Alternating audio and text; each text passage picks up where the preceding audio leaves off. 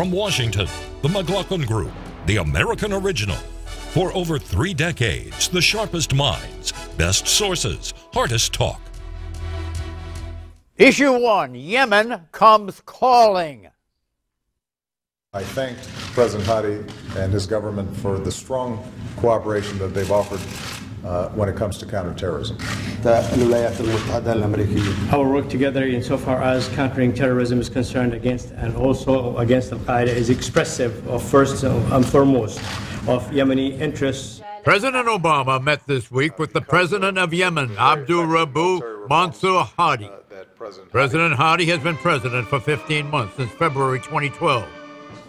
Elections that brought Hadi to office were mostly the result of international maneuvering, notably the UN and the U.S. On the agenda between the U.S. and Yemen, the following. 1. Yemen's governance.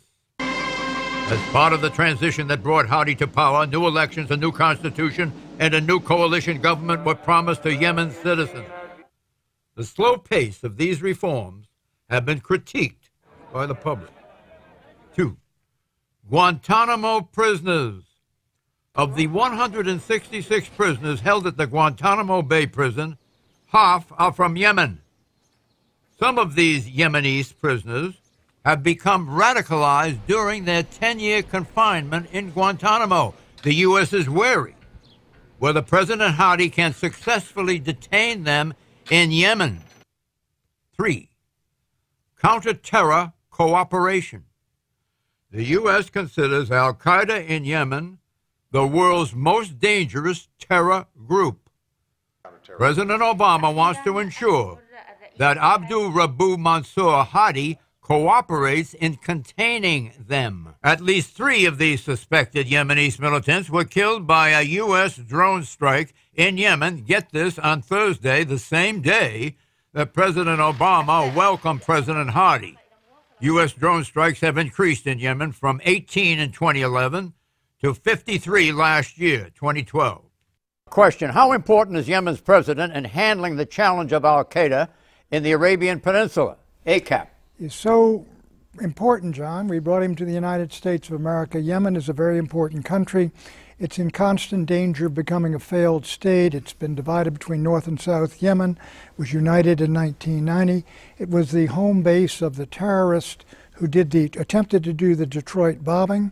It's the home base of al-Awlaki, who was the American we killed with a drone strike. He's the guy that inspired Major Hassan. So, and it also is riven with secessionist tendencies by the Houthi rebels in the north. It is a very serious country of almost 25 million people. It is forgotten front in the war on terror, and it is vitally important, and it represents a permanent threat to Saudi Arabia, which is on its north. That's AQAP. AQAP, that's also correct. The underwear bomber came from there. Who else? The shoe bomber plot, the photocopier plot. And through the late cleric al-Awlaki had links to Major... The USS Cole was blown up in what was formerly Aden Harbor. Eleanor. Well, AQAP is Al-Qaeda Central. It's by far the most dangerous group, not only in their capability, but in their intention to get at the U.S. Principally, they want to bring down airliners. And President Hadi has been at the White House twice in the last year. He hasn't been in office that long. He is dependent on the U.S. basically to prop him up. He does not have a broad base of support in the country. The country is in the midst of a civil war. He's fighting Al-Qaeda there, and I was struck in his meeting with the president. He talked about the tourism in Yemen has been decimated. Who knew there was tourism to begin with? In Yemen? But, yes, but his economic interests are very much at stake. So there is a sort of a meeting of the minds here. And most importantly, he apparently is giving free rein to the use of drones. And the New America Foundation, a liberal think tank, has basically said that 30 members of AQAP have been killed in the last 2 years. And by some accounts, you know, they're on the run, but they're still they're still very dangerous. You'd be interested to know that I drove into Yemen by the southern border. You drove in from the southern border? Yeah. It's the Gulf of Aden and the Arabian Sea is the southern border. The Arabian Sea along that border, and it's a long, dusty ride. Did you drive from Oman? I drove from Oman. Okay. Do you want to speak to the subject?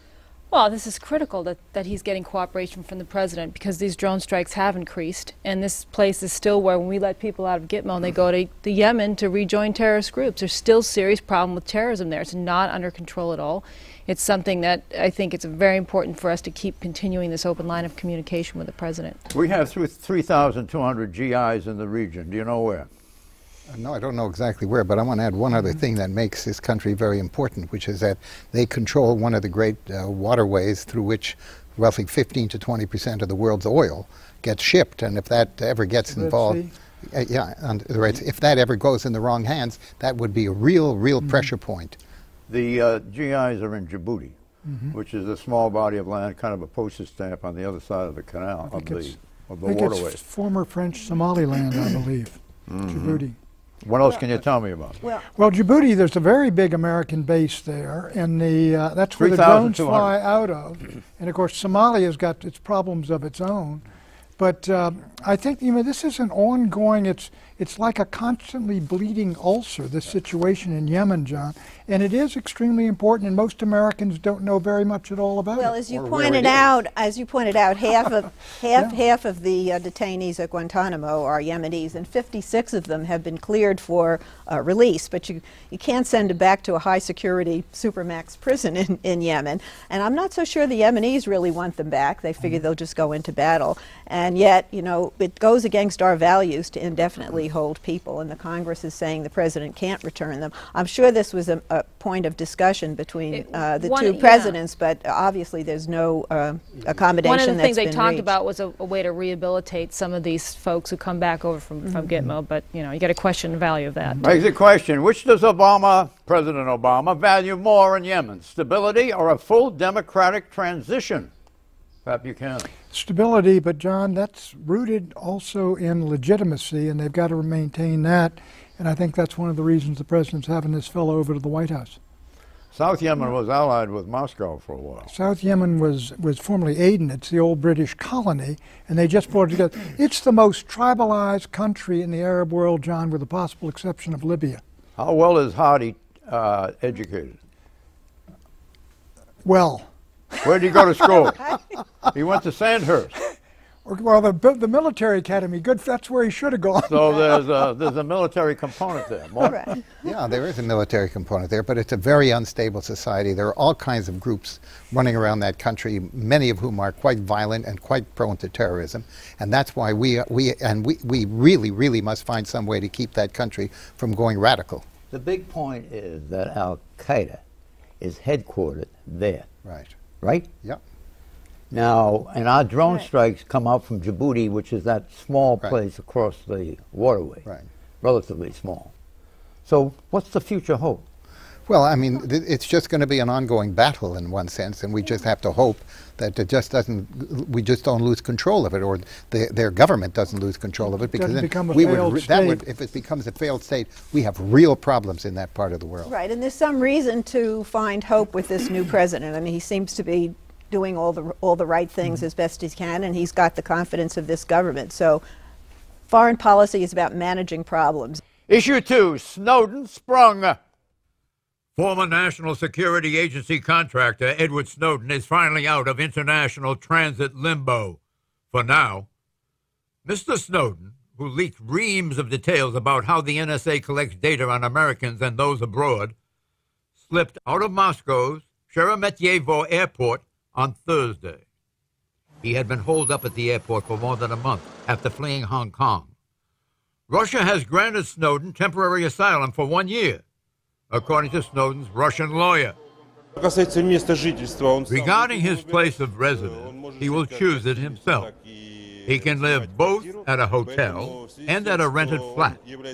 But because he is now the most persecuted man on earth, he will take into account security aspects as well. The U.S. wants to prosecute Snowden for espionage and has asked Russia to extradite him.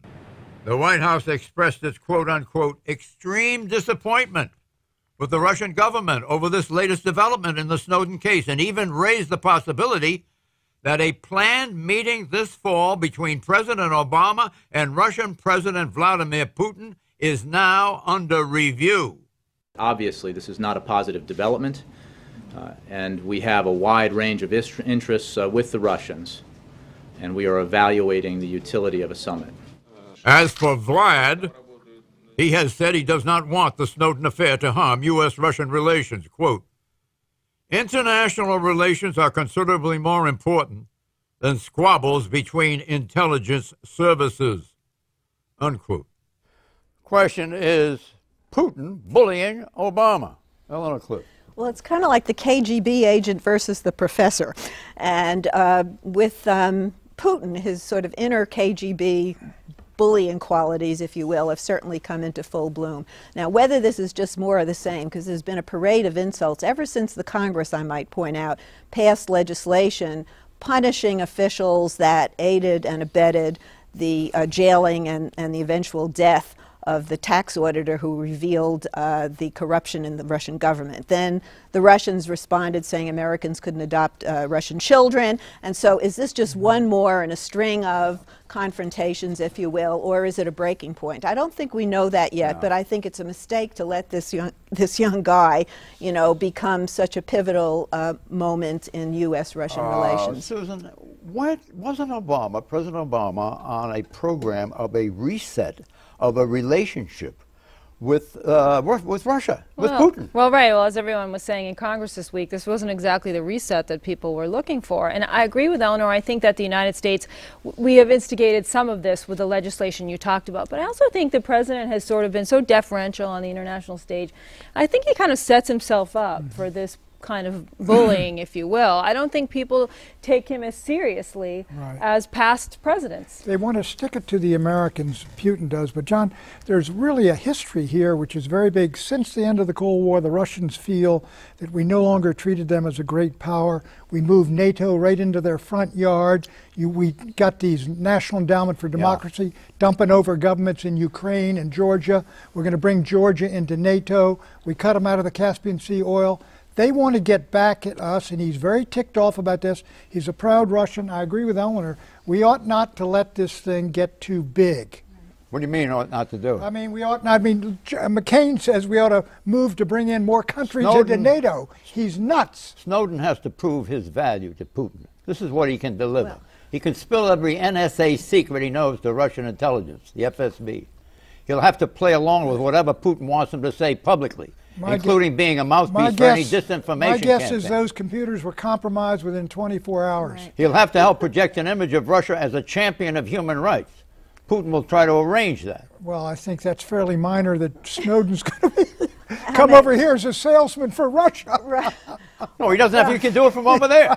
Right. Well, Putin can use Snowden. Him as a tour guide? What are you talking about? Putin can use Snowden. I think it's more likely he'll disappear into some mid-sized city and we won't hear from him again, although the Russian version of Facebook has apparently offered him a job. So. You know what Charlie Schumer said about this? No. Charles Schumer? Chuck Schumer. He said, Chuck, Russia stabbed us in the back, quote unquote.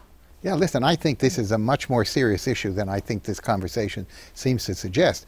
He was really a Not my conversation. I gave you the reasons how Snowden can be used by Putin. Yeah, but I think you were trying to draw out the best of all of your panel members. That's what, of course, I meant. Yeah, but what's your point? What's your point? Look, I think he's an extremely critical person for us to understand exactly what he did, how he did it, and what he has distributed. Because he has been leaking papers to the British, to everybody, okay? We don't know everything that he has. It's a really, really important intelligence blowout for us, and I think we made it very clear how important this was. And one of the worst that we've ever had. So you think he's a traitor? Oh, yes, I do, without question. This cat's out of the bag, Mort. Yeah, maybe it's out of the bag, but even still. Exit question. Is it a good idea, a bad idea, of no great consequence for President Obama to go ahead with his one-on-one meeting with Putin in advance of the G20 summit coming up? Pat Buchanan. I would go ahead with the meeting. I think he should go ahead, but he should jerk Putin around a little bit for the next month. Well, then he can't go ahead with a meeting. Right. He can't do both. No, he can jerk him around a little and then... If he jerks him around, he'd probably be disinvited to the meeting. Maybe. What do you think? I don't think he should go. You don't? Neither do I. I think Putin's been playing games with us on a lot of levels. Somehow or other, he's got to give the impression that he can stand up to him. No, he should go. Don't let this thing magnify itself. Issue 3, Detroit. Canary in the coal mine? We refuse to throw in the towel and do nothing. We refuse to let Detroit go bankrupt. I bet on American workers and American ingenuity, And 3 years later, that bet is paying off in a big way. That was President Obama in October 2012, 1 month before the U.S. presidential election. Last month, Detroit earned the dubious distinction of becoming America's biggest city to file for bankruptcy.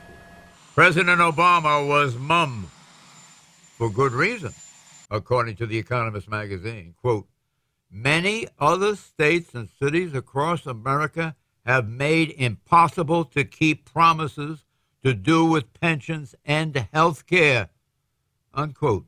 As many as 100 other cities from coast to coast face Detroit's triple whammy of declining tax revenues, escalating public employee costs, and ill-timed municipal investments ranging from downtown redevelopment projects to sports stadiums funded with municipal bonds.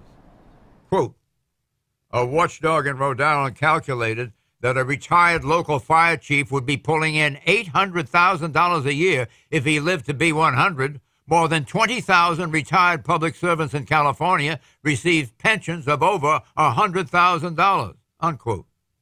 Underfunded state pension liabilities nationwide have created a pension gap that totals $2.7 trillion, or 17% of gross domestic product.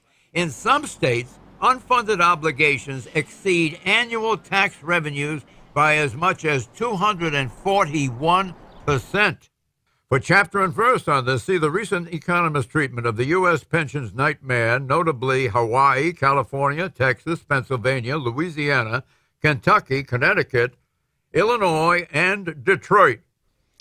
Question, is Detroit's bankruptcy an isolated case, or is it, as the economists think, a harbinger of what lies ahead for deeply indebted state and local and municipal governments? Is it a canary in a coal mine?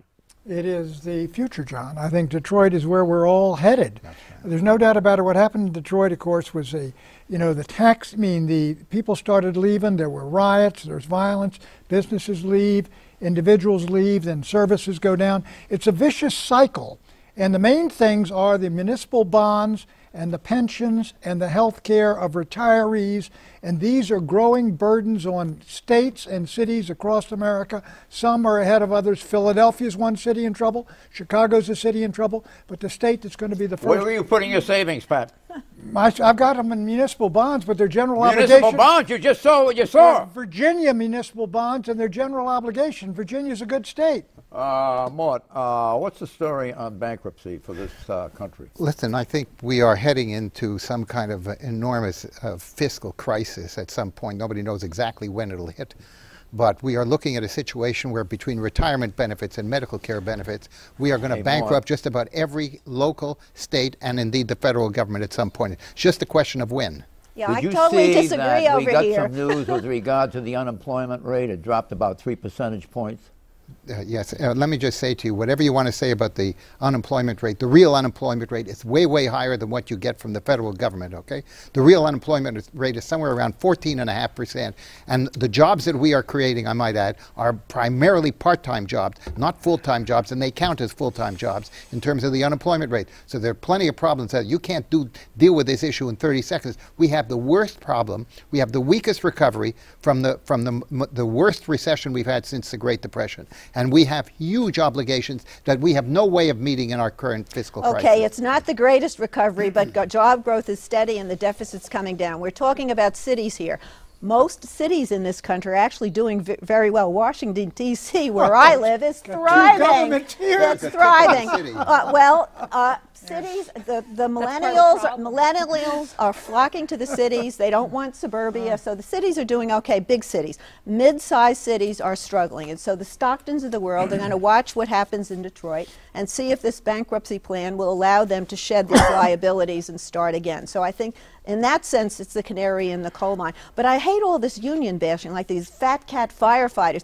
They're living middle-class lives. That's all that they're doing. They're not vastly overpaid. The librarians, the municipal workers, the teachers, they didn't cause the meltdown in Detroit. So why should they bear the brunt? But I'll notify the fire department. Question, what implication does this latest jobs report have on President Obama's choice for a replacement of Federal Reserve Chairman Ben Bernanke? Too complicated for you? I think what the jobs report means, if you look at the numbers, is that so many people have dropped out of the workforce that the numbers dropped, and I think that's a signal that we're going to keep up with these low interest rates. QE3 will continue and that for a while. The QE will keep going. So who should he pick to replace Bernanke in the light of this? Who gets a leg up? He's going Janet Yellen Larry or Summers. Larry Summers. Why? Well, in the first place, I think Larry Summers is a brilliant economist, okay? And he has a relationship with Obama that clearly works. Forget that. In the light of what you just saw, these statistics. He's a Bernanke man, isn't he? Yes, forget Bernanke man. In the light of the statistics you just saw in those cities. He's a great macroeconomist. Right. As good as they get. But he was part of the problem. He was part of the problem that got us into the meltdown of the century. And frankly, I wouldn't be for him. And a lot of Democrats on the Hill have problems with Summers. The president's defensive about it may well pick him. We've got a little bit of time here. Exit question: will Obama bail out Detroit? Yes or no, Pat? No, he will not. They'll give some funds from the federal government through legislation. There will not be a giant bailout a la General Motors. Eleanor? Even if Obama wanted to, the Congress would never go for it. Susan? No, because if he does it, it would set a precedent that the country cannot afford.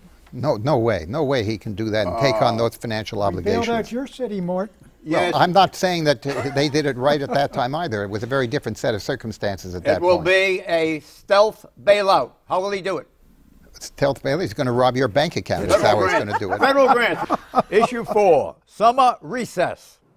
The U.S. Congress is leaving D.C. for its 5-week-long summer recess, and maybe just in time. 83% of the U.S. public disapproves of the job Congress is doing, says an NBC Wall Street Journal poll. Get this. Congress gets the highest disapproval rating for Congress since the poll began 15 years ago, 1998. What is the number one reason that merits such high disapproval? Partisanship and the inability of Congress to compromise to get things done. In fact, according to GovTrack, a website that tracks the legislative records of the U.S. government, this Congress is on course to be the least productive in Congress's U.S. modern history. Question: what explains the lack of consensus in Congress and its troubling polarization? Susan? Elections. We are electing people in sort of this polarizing swing election kind of way. So we have people who are on the far right, and we have people who are on the far left now in Congress. And there is just no middle ground, and that's why nothing really gets done. We have a Democratic Senate and a Republican House. That's the practical reason nothing is getting to the president's desk. But within each chamber, there are big divides, and that has to do with the fact that people are electing their representatives from the far left and the far right. I think eventually you'll see voters looking for a kind of consensus builder, but they're not looking for that right now. And until that happens, you're not going to see a lot really moving forward. What's new about anything you've said? Isn't that the nature It is of, new. No, it is new. In the past several years, we have been electing candidates who are either one side or the other to an extreme. Right. We have lost the middle ground. Why is that? We've lost middle ground. Both parties, because John, people haven't liked what they've been seeing happen. They don't like the laws that have been passed, and they don't like the leaders that they've elected. So they're picking the two parties have become deeply ideologized, if you will. The Republican Party has moved to a position where it believes government is the problem. Government's created the crisis. We've got to downsize government. We have to do what we can do to do that. The Democrats believe that government is the solution.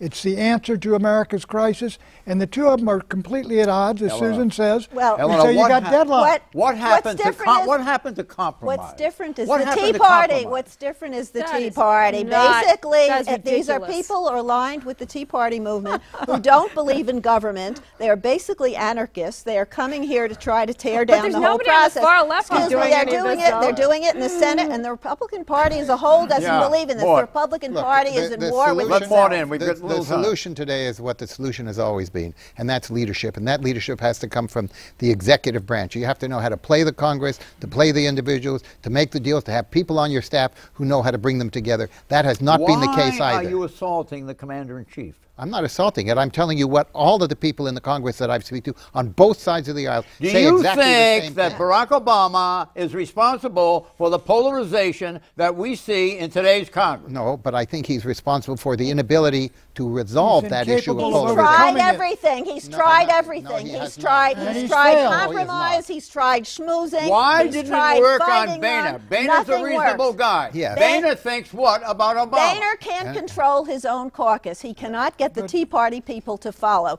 They don't. They give him no respect. Doing what their constituents want. I'm telling you, this can be resolved by one entity, the electorate. They will pick people who want built in, but they're not looking for that right now. Do you think that Boehner thinks he was betrayed by Obama? Do I think Boehner thinks that way? Remember the yes, but that's not the big problem, though. And it's not that he can't control his conferences. His conferences doing what the people want them to do. Something is different, Pat. Now, what is it? What is it? Barack Obama, A, has failed. B, the two parties are no longer here and here, no longer got people that cross lines. They're here and here. Why? They are Why? They are in deep conflict and belief about what is right. Why? They disagree about what's right. Because the voters are voting the middle ground people out of office. I don't get it. The Republicans are to we all have to pray over this. Prediction, Pat. Detroit's the first great city to go bankrupt, John. The first great American state to follow it will be Illinois, not California. Illinois. Democrat Terry McAuliffe will win the governor's race in Virginia, nailing down the state as a blue state. Ken Kucherena, his Republican rival, has just corralled himself way too far on the right. What about, well, never mind. Susan? The government will not shut down after September 30th because Congress will pass a short-term measure. What? The replacement of Ben Bernanke as the Federal Reserve Chairman means that you're going to get a new chairman. It's going to introduce a lot of uncertainty into the financial world. I predict that peripatetic John Kerry's plan for a resolution of the Israeli-Palestinian conflict will work. Check out Forbes magazine on this subject. Bye-bye.